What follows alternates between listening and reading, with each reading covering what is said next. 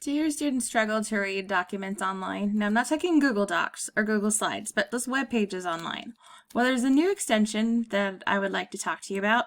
If you highlight the text that students are supposed to read, or students highlight the text, right-click, 2 fingers right-click. There's a button there called Help Me Read This, if you install this extension. So what you do is you click on Help Me Read This. So now I can change the font, if necessary, to something that's more legible for me. If I need to change it to a dark font with white text, just whatever is easier for the students to read, they can do that as well. But if you need it bigger font, there we go. Would you like to have the computer read it to you? From a 4th grader in Canada to a respiratory specialist in Australia. From a college student. If that's too fast, you can change the voice settings, slow it down.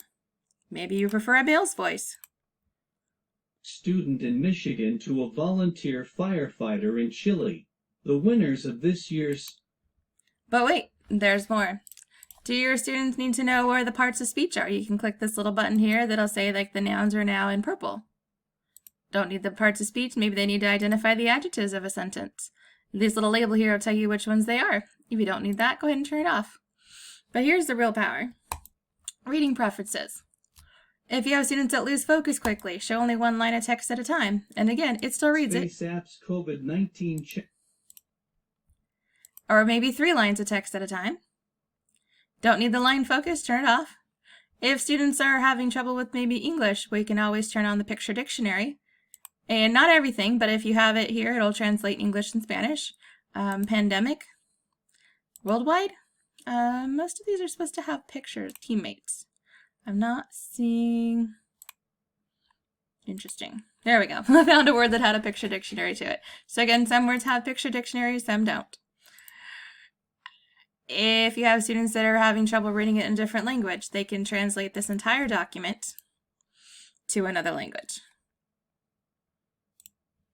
Yeah, let's see if it worked. So click on document, and you can even listen to it again. Desde un estudiante de 4º grado en Canadá a un especialista respiratorio en Australia. So again, this is the Immersive Reader Chrome extension, Immersive Reader Chrome extension. It only works on web pages on the internet. So it also does my Google Classroom. So when I have directions here, I can highlight the directions, right click, again, help me read this. You are going to record your answers / And I will throw the link to the extension at the bottom of this YouTube video. So again, how do you get it? Go to Chrome Web Store. And yes, your students can install it themselves. And you want Immersive Reader.